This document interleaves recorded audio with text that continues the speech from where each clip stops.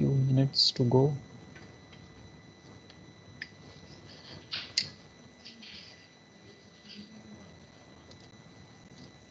Okay, very good afternoon, everyone. We are beginning with the next concept of utility and demand analysis. In my last lecture or the presentation, we have seen what is meant by utility, what is a demand, and how do we analyze a demand. Further, we have taken definitions of Benham and G.L. Thicketel, and we have identified what are the various effective demand requirements. We have also dealt with in detail about the objectives of demand analysis, in what way the demand is useful or needed to be identified in the major perspectives.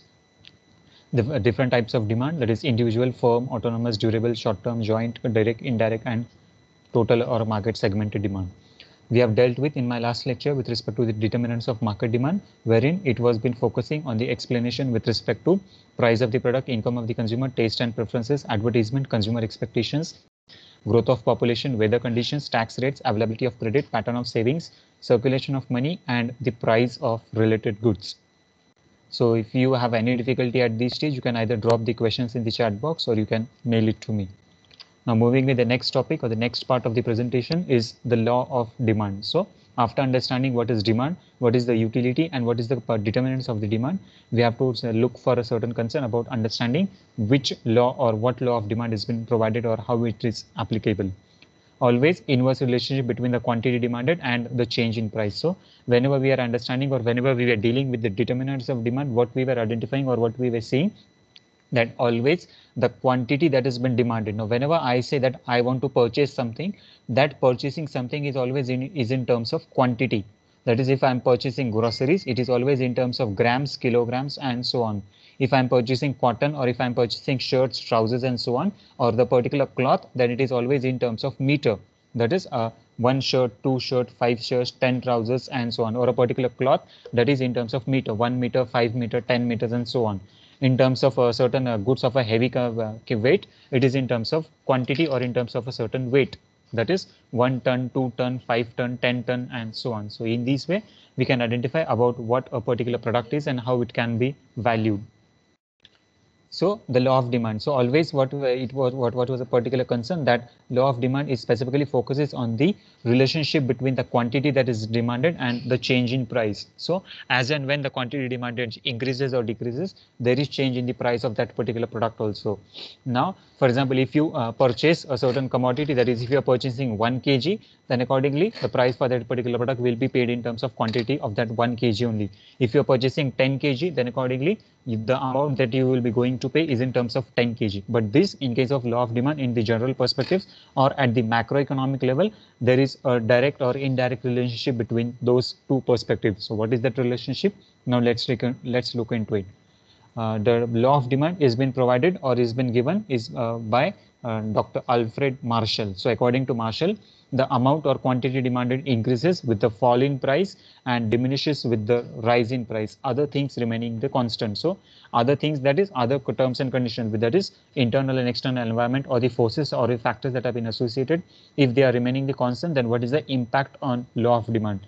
So the quantity demanded increases with the increase in price, increases with the fall in price, and diminishes with the rise in price. So the law of demand gives you certain consideration or a certain explanation about how there is a change in the quantity demanded. So the change in the quantity demanded gives you certain explanation about if the particular price of the commodity is been decreasing, that is fall in price. So for example, if you want to purchase, that is if your regular purchase of sugar, now regular purchase of sugar, if the rate of sugar is for example 35 rupees per kg, then accordingly on this particular average basis we'll be purchasing as per the requirement, that is 1 kg, 2 kg, 5 kg, 10 kg, and so on.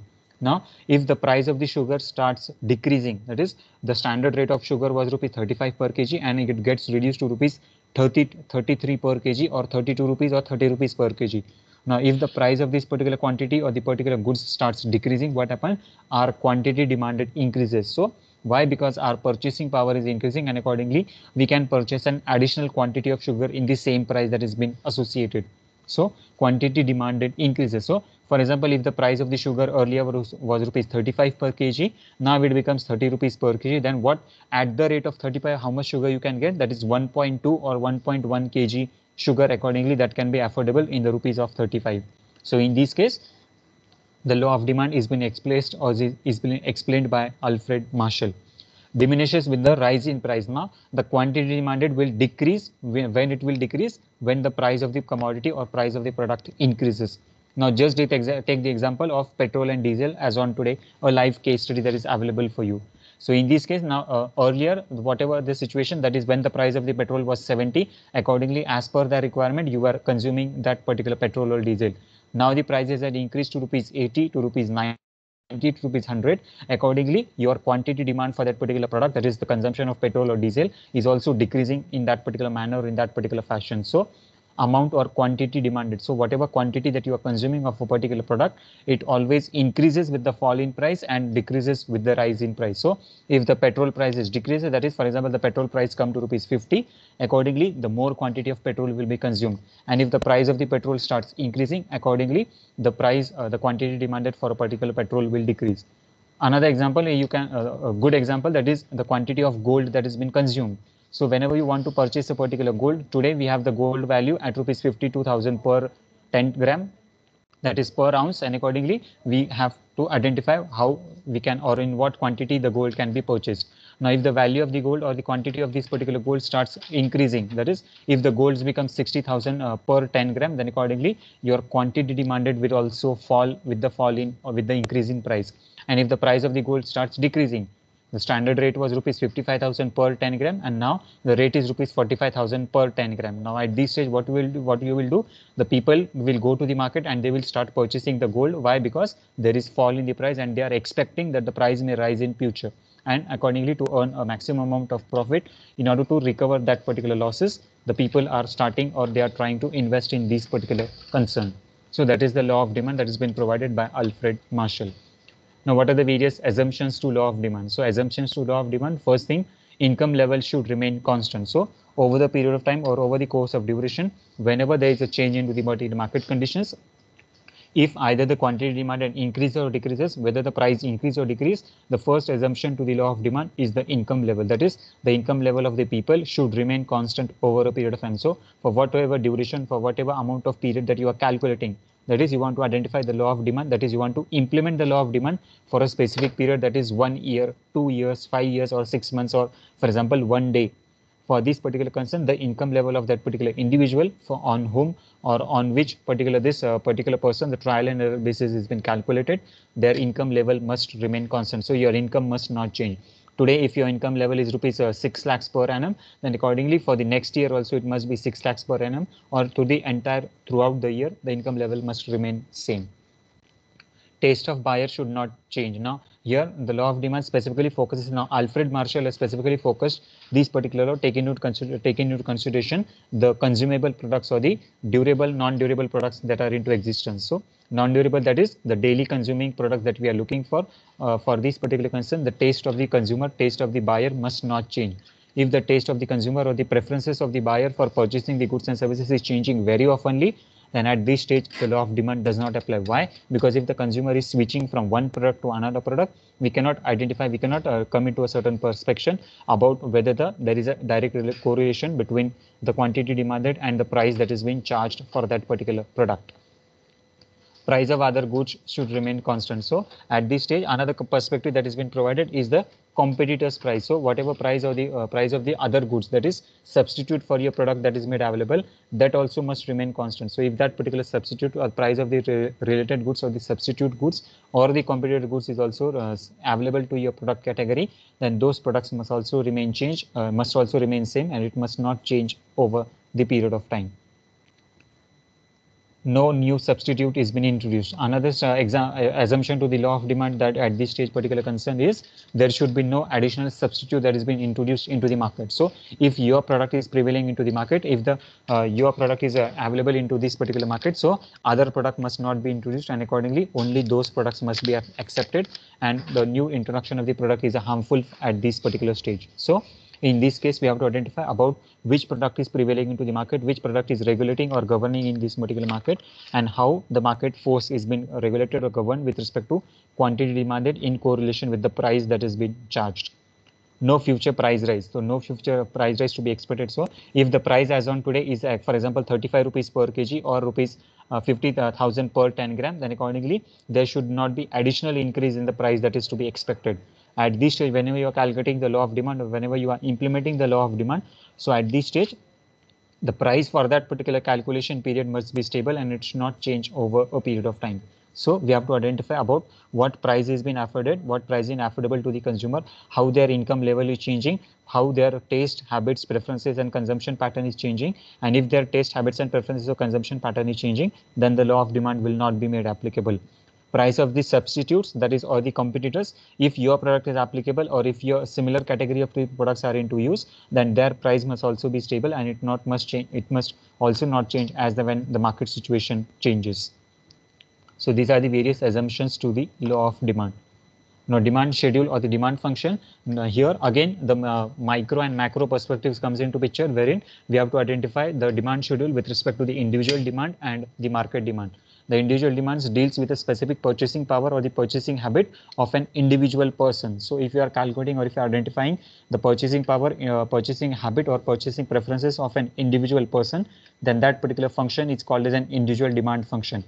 If you are calculating for the number of people or maximum number of people or a particular market as a whole, that is around 50 people, 100 people, 1000 people, 10,000 people and so on, then that particular concept can be called as an market demand function. So in hello, mixer गुड़ा रे mixer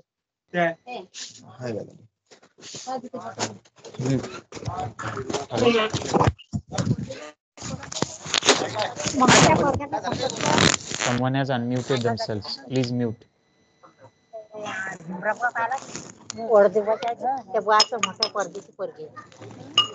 Hello.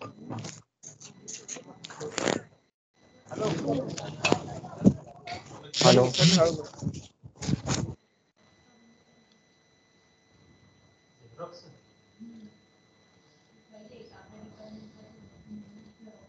Okay, so demand schedule and demand function, individual demand schedule and the market demand schedule. In terms of individual demand schedule, we are focusing on a single individual and identification, or we are trying to calculate about how his individual person's need, preferences, requirement, purchasing power, capacity, and everything is being changing over a specific period of time for which calculation you are doing. The market demand schedule for maximum number of people, for large number of people, wherein the price, taste, habit, preferences of a particular market is been changing, and how the demand for a particular product is being changed over a period of time or the specific time period for which you are making the calculation. Now applicability of demand curve. So here, as per the definition or as per the law that has been given by Alfred Marshall, here the price and the quantity demanded. So as per the definition or the law of demand that has been given, there are major two factors or two components, that is the components of the factors of price and the quantity demanded in terms of units. So price always calculate, that is from Indian origin, will be calculating in terms of rupees, and the quantity demanded in terms of units. So if the price is rupees 50, then 2 units are demanded. If the price reduces to rupees 40, then accordingly 4 units are demanded. If the price reduces to rupees 30, 6 units are demanded. If the price reduces to 20, 8 units are demanded. And if the price reduces to 10, accordingly 10 units are demanded. So what we are doing, we are trying to identify how the change in the pattern or the behavior of the consumption pattern of an individual changes. Good example, for example, if the rate of petrol is rupees 100 per liter, if 100 per liter petrol is available, then you may purchase or you may consume 1 liters of petrol. If the rate reduces to 90, then accordingly your consumption may go for 1.1. If the rate reduces to rupees 50, then your consumption may go to 2 liters. If the rate reduces to 10 rupees per liter, then accordingly your consumption may increase to 10 liters per day. Accordingly, the quantity demanded also decreases or increases as per the change in the pricing of that particular product. Now bringing this particular quantities or the graph or these particular amounts on the graphical scale on x-axis and y-axis, we can see the quantity demanded is on x-axis and the price of the product is on y-axis, wherein 2, 4, 6, and 8 and 10. So accordingly, the demand curve can be identified. So and the price of that particular product, that is 20, 30, 40, 50, and 60. So in this case, we can see there is an inverse relationship between the quantity demanded and the price that has been prevailing for that particular product. So if the price decreases, the amount of quantity demanded increases, and if the price increases, the quantity demanded decreases. So inverse relationship between the price and quantity that is demanded. Now, what are the various factors wherein why we can identify, or why do we need to understand that demand curve is sloping downwards? Now, here at this stage, what you can see, the demand curve is sloping downwards. So from where or which point the demand curve has started? The demand curve has started from a particular point where the quantity demanded was 2 and the rate of the product was rupees 50. Yes, the rate means the price of the product was rupees 50. Now from 50 it has reduced to 40, from 40 it came to 30, from 30 it came to 20, and from 20 it reached to a certain point that is at 10 rupees per of quantity, and 10 units of quantity is been demanded. So in this case we can identify that the demand curve is sloping downward. Now it has been sloping downward in terms of price as a major factor. So from 50 rupees it is moving to 10 rupees, and in this case what happened, the demand curve is at a certain position, at a certain stage, that the position or the movement of the curve is in a downward position, whereas in case of quantity demanded, the quantity demanded position is in a horizontal way, wherein the quantity demanded is always increasing.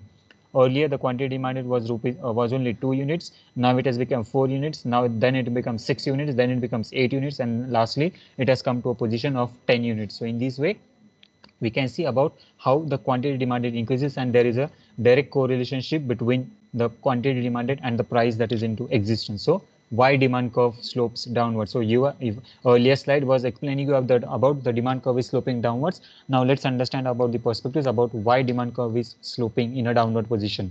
First thing, the income effect. So major concern that can be identified at this particular stage is the income level of a particular individual. So if your income either increases or decreases, accordingly your quantity demanded also increases or decreases. For example, if your income is same as on today, but the price of the product keeps on changing, that is your income for a particular month is rupees 50,000 per month, and accordingly within this 50,000 you have to manage all your expenses. Now if you want to manage all your expenses within the range of rupees 50,000, and if the price of the commodity keeps on increasing, what will be the concern? Your quantity demanded will start decreasing. That is, if for example your consumption pattern, that is your expenditure, income is rupees 50,000, your expenditure is rupees 40,000, and accordingly the saving that you are making is of rupees 10,000. Now your total expenditure is rupees 40,000, and at this particular 40,000 stage you are consuming entire grosses or entire commodities that have been required for a particular month are affordable or are sufficient for a month of period of time. Now if all the prices of the particular commodity starts increasing, that is the grosses also increase, the other durable, non-durable, direct, indirect product that have been required, it completely starts increasing, and the pricing or the valuation of this particular goods goes at rupees 60,000. So here your income level was rupees 50,000 and the expenditure goes to rupees 60,000. Then what you will do? You will start reducing the amount of quantity that has been demanded. So earlier, if you are purchasing 10 kg of sugar, now you will be purchasing 7 kg of sugar. Earlier, if you are purchasing 25 kg of wheat, now you will be purchasing 15 kg of wheat. And according